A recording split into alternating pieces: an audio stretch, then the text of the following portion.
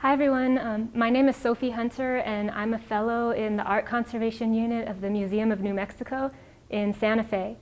And today this tutorial will review a really nice method to make a storage mount for a ceramic. There's no one way or one right way to make a storage mount for ceramic. Excuse me.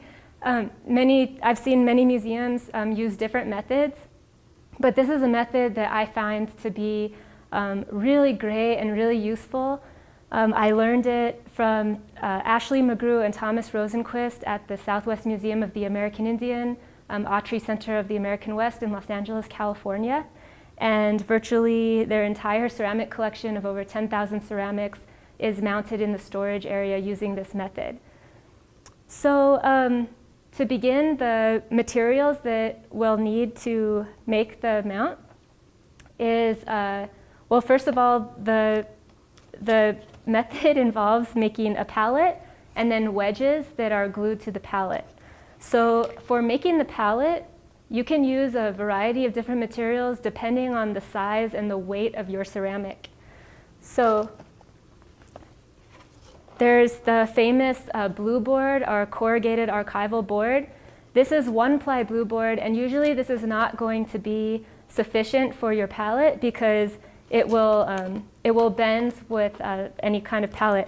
I'm actually using it today just for the purpose of this tutorial.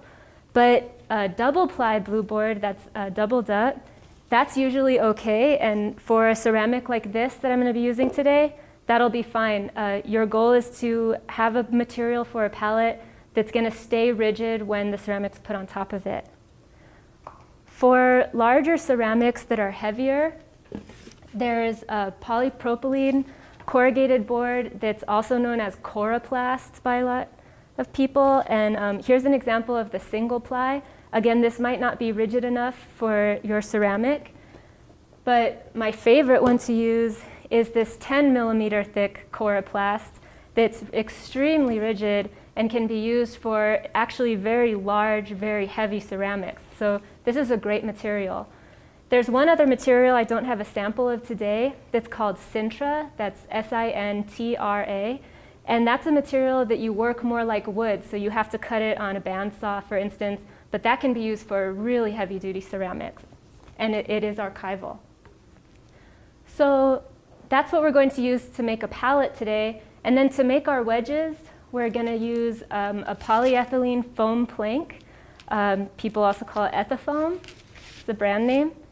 And another kind of polyethylene foam called Volara. And Volara comes in a few different thicknesses. The thin one is fine for these purposes, but you can also use the 1/4-inch one. You'll also need a glue gun. And if you have it, it really comes in handy to have a hot air gun too. Okay, so let's get started. First we want to start with our pallet. Now, we all know that space in museum storage is very valuable because there's none of it ever. So when we measure our pallets, we want to make the smallest possible pallet that's safely possible, basically. And so we can measure our pallet by measuring the diameter of our ceramic and then just add 1/2 inch to each side of that. And I know that seems like such a small amount of space between the edge of the ceramic and the edge of the pallet, but really that's all you need, because if you think about it, if there's a 1/2 inch between the edge of the ceramic and the edge of the pallet, and a bunch of pallets are smashed up against each other in storage, there's going to be a full inch between the edges of each of those ceramics. And that's perfectly fine for keeping the ceramic safe. So once you measure your ceramic out, your pallet, for instance, like this one, we definitely want to cut the tabs. And that's just really good practice for any kind of pallet you make, because when all those pallets are up against one another, that tab will allow a space for you to stick your fingers in and pick it up. So I'll do that.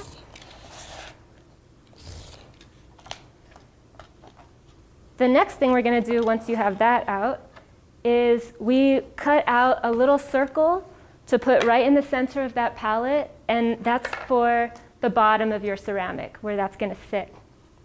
Just to give it a little bit of cushion to absorb any vibrations, for instance. So I just used the top of a jar and a scalpel, and you can just go ahead and cut out that circle.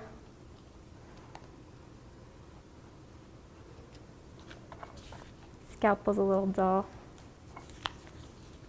Basically like this.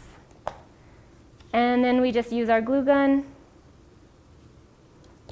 and we're going to stick that right in the center of our palette, like that. Okay, so now we have our palette with our circle in the center. Now we're going to make the wedge. Now, when we look at the shape of a ceramic, sometimes our intuition for making a wedge is that we need to cut out the shape of the ceramic perfectly. But the problem with doing that is that it's very time consuming to cut out the exact shape of the ceramic, and it hardly ever is a perfect match.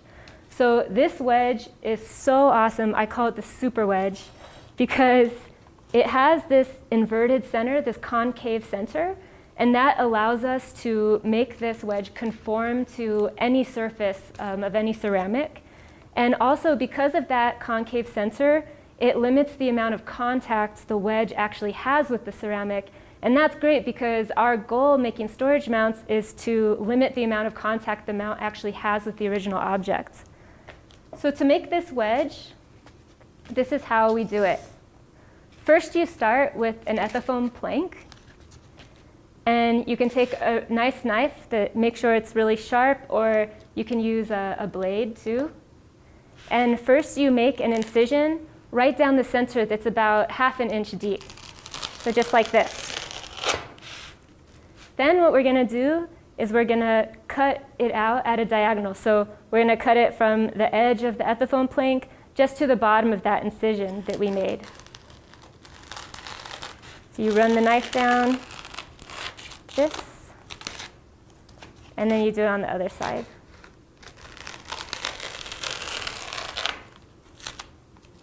So you have something that looks like this. And then you're going to turn it over. You're going to do the same thing on the other side.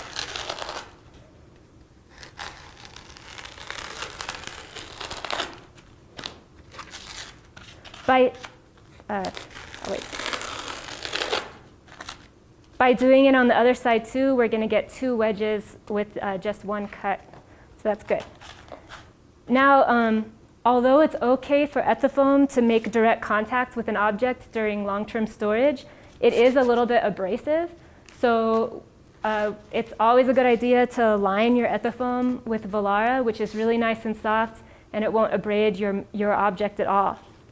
So a lot of people don't know this, but you can actually fuse Volara to ethafoam using a hot air tool. And this is really great because it's a more consistent bond, and it's a smoother bond than using a glue gun. If you don't have a hot air tool, you can always just use a glue gun to do this.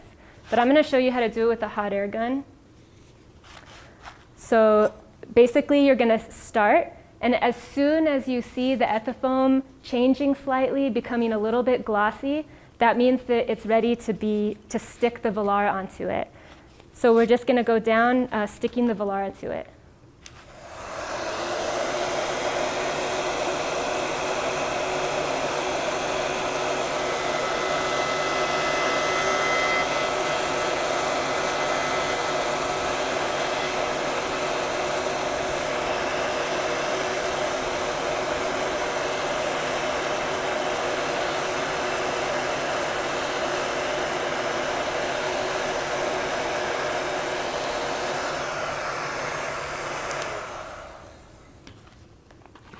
So here you can see the Volara is stuck to it, and it's a really nice bond. And it's easier to do that with 2 people sometimes. So then we can just trim the Volara off around the edges.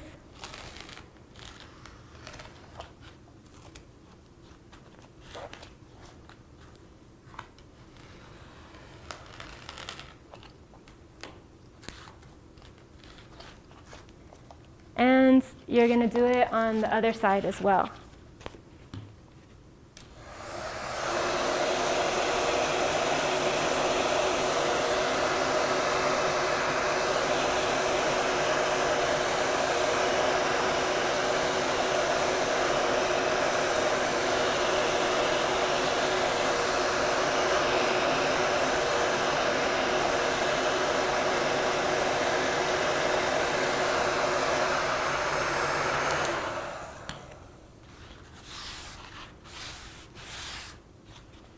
And we can trim those edges off too.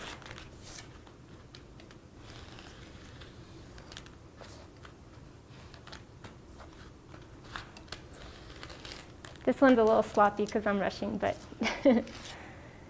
Okay, so now we have this foam flake that looks like this with two concave edges. And now we're going to cut our wedges.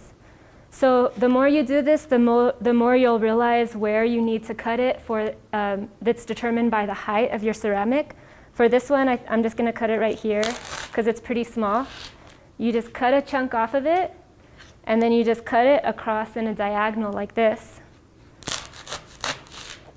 And now we have 2 wedges that we're ready to start. Now, you'll see that when we put our wedge in, you'll see it doesn't conform to the shape of the ceramic completely. So the way we're going to do that is to make a slit down the back of the ceramic. We don't want to go through this Velara, but we're going to make our slit just right under the Velara. So just, oh, it went through, but I'm going to do it on this one. My knife is dull. Just like that. And we're not going to go all the way down to the bottom, but just right before you hit the bottom of it. And then, we all have a lot of Ethaphone scraps around every museum, so you can just use some of those Ethaphone scraps to make just like some little extra wedges. And then the way we do this is you put the wedge up against the ceramic, and then you use those extra Ethaphone wedges. You just insert them into that slit until the wedge conforms perfectly with the ceramic. So that's pretty good right there. Once you have the shape of your wedge, you can just go in and put a little bit of glue in between each one of those.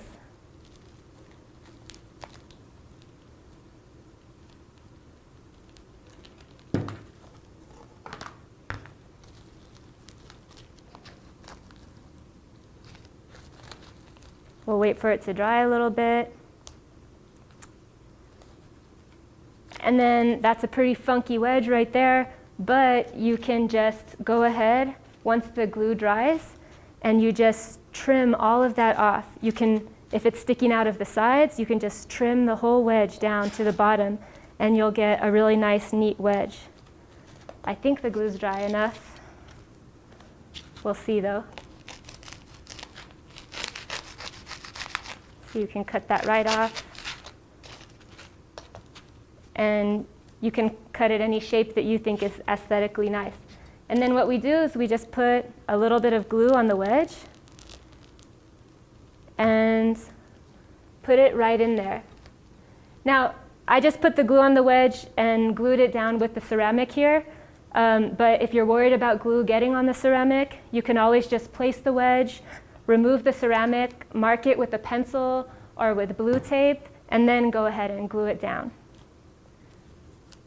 So there we go. So here's one that I did really quickly before. And it's a really nice mount because it's on a pallet, first of all. So now the ceramic can be taken from the shelf, put on a table. It can be moved around. This can be mounted inside of a box and travel. And the ceramic never really has to be touched. And since the wedges conform so well to the surface of the ceramic, it can be, it's really sturdy on there. So that's our ceramic mount. And if you're interested in learning some more tactics for making storage mounts for other materials, this is a supplement to another presentation that will be given here at ATOM that you can also see. It'll be videotaped. So thank you so much.